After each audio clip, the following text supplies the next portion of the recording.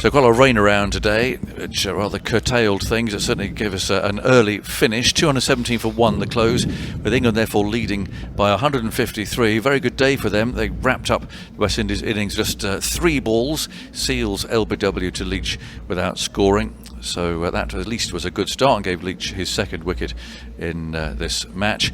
Alex Lees didn't last long. It was LBW to Roach for 6, and that was when England was still 40 behind, 24 for 1. But then the unbeaten partnership of 193 between Crawley and Root, with the West Indies bowlers finding everything equally frustrating as England's bowlers had done yesterday. Crawley, his second Test century, was actually given out on naught LBW, which he successfully reviewed. He finished with 117 not out from 200 balls. Joe Root, 84 not out, having struck his 54th Test half century from 158 balls. So the lead of 153 as a full day to go. This pitch is so slow, though. It does look a result I don't think is going to be possible, if we're honest. Dean Wilson's alongside me, and I think we're rather, well, two things. First of all, England didn't collapse, as one or two might have expected, and they have got a bit of control back in the game now. Yeah, they have, absolutely. And after that first innings, which was saw them at 48 for 4 and had us all wondering and worrying about the top order again, to see Zach Crawley score his second Test 100 was tremendous, really. I think everyone has thought that he's got some real Test match talent, the ability to score Test runs. We talked about him, I think, on the first day, and whether or not he could learn the lessons, the mistakes that he's made previously, driving a bit too loosely, giving his wicket away at times. And I just thought today, the way that he managed to kind of put those high risk shots away, he still played his shots, he still waited for the ball to come to him. When it was in his areas, it got a little bit too straight. He was very good through the leg side, but outside off stump, very watchful, left the ball really well, defended really well. And it was just lovely to see, the captain and I guess as kind of, sort of the next generation batting so beautifully together, and both of them doing so, quite stylishly and entertainingly. So really good day for England, something for them to build on. It is progress, and I guess that's the kind of thing that you want to see throughout this tour. Yeah, and we talked about it last night, and there will have been some people saying, oh, they're going to get rolled over today, and you wonder, I mean, they've had to get all of that out of their minds, haven't they, especially those who are in Australia, and the fact that they have actually stood up and just lost that one wicket all day should give them a lot more confidence, I think. Yeah, it should do. I think, that's one of the problems that England have wrestled with over a period of time, is how the fear or the panic kind of spreads like wildfire, and it does happen to teams, but it seems to happen to England quite a lot, where one wicket goes, 2 and 3 follow so quickly afterwards. So to kind of stop that, put a pause in it, and of course Joe Root being one of the architects of that, no surprise to see, and he's moved up to 3 in the order to try and prevent that. That's exactly why he's moved up the order. So to see him back in the runs after such a great year last year was sort of reassuring, I guess. And now, those that will follow can take confidence from it. They're on a very easy pace pitch, so should have no kind of qualms or fears or worries about walking out there, if they do get to walk out there. And this could be something that they not only gets them confidence for this game, but going forward then into the second and third Test beyond, because I suspect this will be a draw, and it all to play for in Barbados. But modern player, he stands around about the off stump, which back in the day, I mean, I would never have seen a bat sort of thing standing on there. It's very unusual, but the modern player tends to, I mean, Ollie Pope, we know, tried with it, and perhaps went back to where he was before, but Crawley persisting with that, which means that, yes, anything straight, boom, he can flick it through with wicket, as long as he hits it, of course, but it does line up that off stump, which I think is probably what they're trying to do, and get the front foot just outside the line of off stump in case of LBWs. Yeah, it's an interesting one that batsmen of great reputation have talked about. Nasser Hussain, Mike Atherton, guys who know a fair bit about batting, scratching their heads as to why players are making this shift, trying to negate the kind of the LBW as well. And I think it's worked brilliantly here for Zach Crawley, not only because he's been able to line up very, very carefully what balls are outside the off stump, what to leave and what to play, but also the way that the wind and the swing from someone like Kemar Roach has been very prodigious with the new ball. He was able to negate that because he either got outside the line on an LBW shout, or the ball was moving so much that it was going to swing past the leg stump. So he's actually in a fairly decent position to cover his stumps, but also to not get out. So talking to one or two, it seems as if it has come about for county cricket actually, and those early spring pitches with the ball just nibbling about, and actually to take off stump means if they are half forward, they're outside the line of the off stump. So it's interesting he's sort of transferred that into the test game. It's also, I suppose, it's something that is done to try and negate maybe some hesitant foot movement, that if you feel early season not quite moving your feet, not getting a good stride, that you're susceptible to it. So it's a ploy maybe to try and cover up a weakness, which may not necessarily be a great thing, a great idea, but it certainly has worked for Crawley here, and ultimately it doesn't really matter what guard you take as long as you're comfortable with it, as long as it works for you, as long as you feel that you know where your off stump is, because that's the key. You know, for someone like Zach Crawley, who has got out many times driving at balls that we'd all ask him to leave well alone, if he is now comfortable knowing that if that ball's outside my eye line, I'm going to leave it, I'm going to play myself in, make sure that I'm not playing these big booming drives and getting caught at slip, then you go for it and carry on. Interesting to see if he's still on that in a couple of years' time, perhaps, if he's scoring runs. But that's a big innings, not just for him, but actually for England too. I mean, Zach Crawley was dropped last summer after the first test against India, went to Australia really as a kind of replacement stand-in. Found himself, of course, back in the side because of Rory Burns' failings and Hamid's as well, and back from 3 to opening again. I mean, he's now England's senior opening batsman, all in the space, less than 12 months from having been dropped. So it's a big innings, that. Yeah, it is a big innings for him, and I think coming off the back as well of a little bit of form in Sydney, scoring 77, shows a kind of a trend, if you like, a bit of progression. You know, looking at England's top order, you know, it has been such a big problem for such a long time. I think 24 was the opening partnership today, which was still the third highest opening partnership of the winter. So for Crawley, yes, he's been moved around a little bit. He has actually been promoted a little bit too soon. I think he came into the England setup without really any without a body of work, shall we say. You know, he's been promoted on potential, promising and potential. And then he unexpectedly got a chance in New Zealand. I think it was in 2018, something like that. I think when Joss Buttler had a back spasm or something like that. Anyway, he's been given the odd chance here and there, and each time he played up until that double hundred, he looked like he was to the manner born. He actually improved each time. He found scoring runs fairly straightforward, and then of course the big double hundred, and we all thought, oh, brilliant, that's it, that's the breakthrough, you know, off you go. Now thereafter, for him to then go 21 innings without 100 and to get dropped, to find, you know, he just got a run of such low scores. It was quite heartbreaking at times, and I think that's the first time of real difficulty for him, where, you know, he's had a challenge, he's had a problem, and he's had to really work hard to resolve it. And I think for any player, you know, has to go through these moments where you have a bit of difficulty, you might get dropped and have to come back. And so he's had it pretty early on in his career. He's shown that determination. He's a pretty level-headed and intelligent guy when you speak to him. You know, I've always found that it's quite interesting talking to him. He makes a lot of sense when you talk to him. He's gone away, he's worked at his game, he's put in the hours, you know, really determined that when he got his chance again, he'd make the most of it.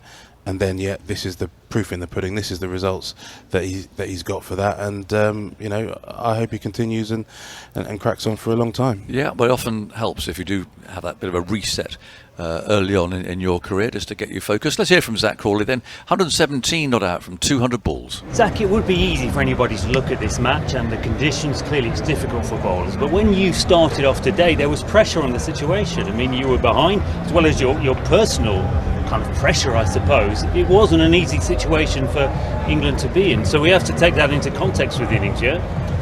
Oh, I suppose so. I certainly felt under pressure at the start. I always do. I always feel nervous. It means a lot to play Test cricket, and it was just nice to get off to a decent start. I was just looking to be careful early, and then push on a bit as I got in. It's very much a new ball cricket over here, it seems. Like, you get through the new ball and it gets a lot easier, so that's what I was trying to do. And did we see the full range of Zach Crawley today? Because I know, you had to be patient, but we also saw some nice shots, and I know you'd like to be an attacking batter wherever you come in the order, yeah?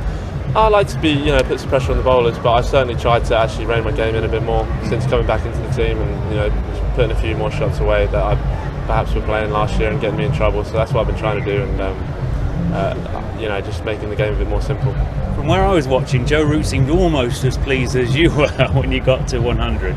I wonder what he was guiding you through during the innings. What was he saying to you? He was always talking about, whenever I bat with him, he just talks about making good decisions for long periods of time, and that's what he talks about, and he does it extremely well, obviously, as we all know. And I tried to emulate him today, and he was very good to bat with. He batted brilliantly himself, took a lot of pressure off me, and but he's always a calm head and telling me to stay one ball at a time and make good decisions. And thankfully, I made a few more than I usually do today. Yeah, it was a big hug. Just finally, do you think it's actually feasible for England, or indeed any team, to take 10 wickets in 2 sessions or a session or whatever it might be on the final day? I think the pitch needs to break up a little bit more, but I think definitely it is. I think we hope if we bat well in the morning, give ourselves a few overs, like I say, 70, 75 overs to bowl them out maybe. Hopefully it starts spinning and breaking up. We thought it would break up, but hasn't done so much so far. But if it breaks up, we've definitely got a good chance. And even if it doesn't, we'll try all day, and you're always a sniff when the pressure's on the scoreboard. So well played, Zach Crawley. I suppose on the other side of the coin, let's talk about Alex Lees. I mean, it's his first game. It's ever so hard, isn't it? I mean, I thought it was a bit disappointing, that shot today, if I'm honest. Pretty full, pretty straight, and he rather shovelled across, which is not something you really want to see from an opening batsman. No, I'm going to hold back. I've got no judgment yet to make about Alex Lees. He's on debut, tasting this environment, this elite level, for the first time, and he was up again. He's been beaten by a really, really good Test match bowler. Kemar Roach is one of the best in the world, and he showed just why. The way that he conned Alex Lees, really sent the ball bowling round the wicket, sent the ball away from him, constantly just letting the ball move on the wind. And then it was the accurate one, the straight one in at the pads. Beautiful bowling, really beautiful bowling, really clear. And it's the sort of stuff that Alex Lees, if he continues and has a long career, he will get that kind of examination over and over and over again, and he's got to be able to stand up to it. So I was interested in how quickly he reviewed it. In that, normally when a batsman reviews it that quickly, they always hit it, but of course he hadn't. And I just wonder if he had got in his head that he was actually in a different position to what he actually was, because he was so instant with that review. I just think completely discombobulated and not thinking clearly, not thinking straight. Just been completely done all ends up by the bowler, and the review was part of that. I'm sure that his teammates, it's not going to cost England, it's not going to be a problem here, but I'm sure his teammates would just remind him that out here with the DRS, just go through the process, go and have a chat with your non-striker, and it was see instant, what he says. wasn't it? Absolutely bang, as if he had hit it. A quick one about Joe Root. I mean, batting at 3, had that amazing year last year. He seems to have spent most of his career trying to avoid batting at 3, but up he goes despite that. And again, that'll just set him off on the right course as well. Yeah, it will. He's the one who made the decision that he wanted to move up the order, that he wanted to move to 3. He wanted to do what he felt was best for the team, not necessarily what's best for him. We all know that he prefers to bat at number 4, and after a terrific year that he had, that record-breaking amount of runs that he scored, he'd be perfectly within his rights to kind of not move and not change at least something that's working in the team. Not much is working in this team, so why change one of the things that are? But he's so good. I mean, Joe Root could bat 1 to 11 and be brilliant. So good to see him back in form. He'd have been kicking himself at leaving a straight one the other day. So good to see him get some runs and put a line in the sand for him at 3. I can do it and help the team move forward. 7 bowlers used by West Indies again. I mean, we felt sorry for England to an extent yesterday. Said they looked rather toothless. I think. I mean, Kimo Roach does add rather more, I think, to this, isn't it? And Jason Holder is incredibly accurate. Spinner disappointing. He went for 5 and over. Permal not finding any real help. But I think it just seems to me that the pitch is the winner. It just sucks the life out of every bowler. This one.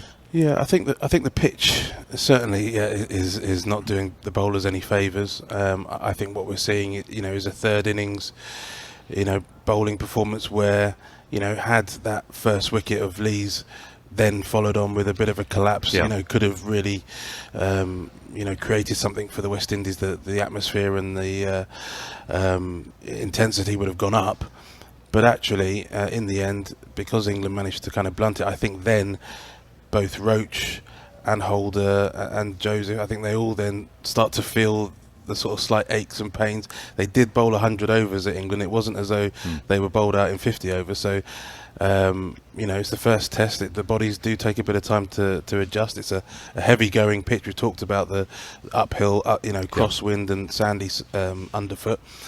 So, I think that's what we saw, a third innings where maybe the body's not quite as much zip and as snap as the first innings, and England have played really well. So the interesting thing now is how much time do England make the West Indies bowlers bowl to put some wear them out, put some more overs in, because the next test is just around the corner.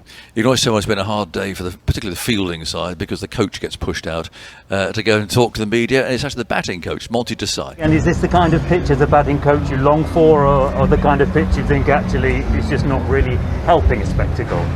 Well, as a batting coach, you always like to see runs. So if I say it a little more selfishly, then I would say yes, it's a good pitch for the batters. But if you want to have a little more even contest, probably a little more pace on the surface.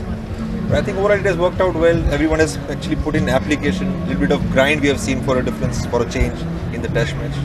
I think I'm happy with it. From your boys' perspective on the final day then, are you expecting or warning them that they're going to have a tough couple of sessions with the bat, or are you more imagining it's going to be a long, long day in the field for West Indies? Question. I think this West Indian Test cricket team is looking out to show the world that they are the disciplined cricket team. Okay, so when we talk about bowling, probably we'll show a little more effort there as well.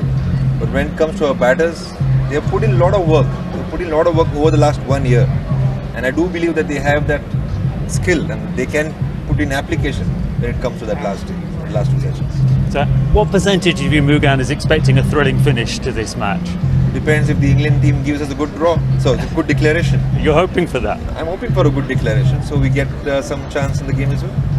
So that's Monty Desai giving us the West Indian perspective after the 4th day here. Just a quick thought, Dean, about tomorrow. I think it would take a miracle for it to be a result here, wouldn't it?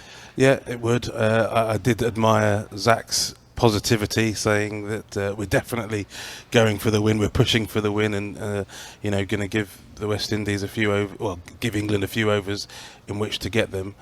I suspect with Mark Wood's injury. That's another thing. I wonder if they're going to put him out to bowl tomorrow. Well, I'm not sure it would be worth it. Yeah. I mean, obviously you have to. Next test starts Wednesday. Next test starts. So it has to be fit. I think it's a. Have to be fit Tuesday definitely. I think it's going to be a real stretch for Mark Wood to take any further part on this tour. To be honest with you, he's really struggling.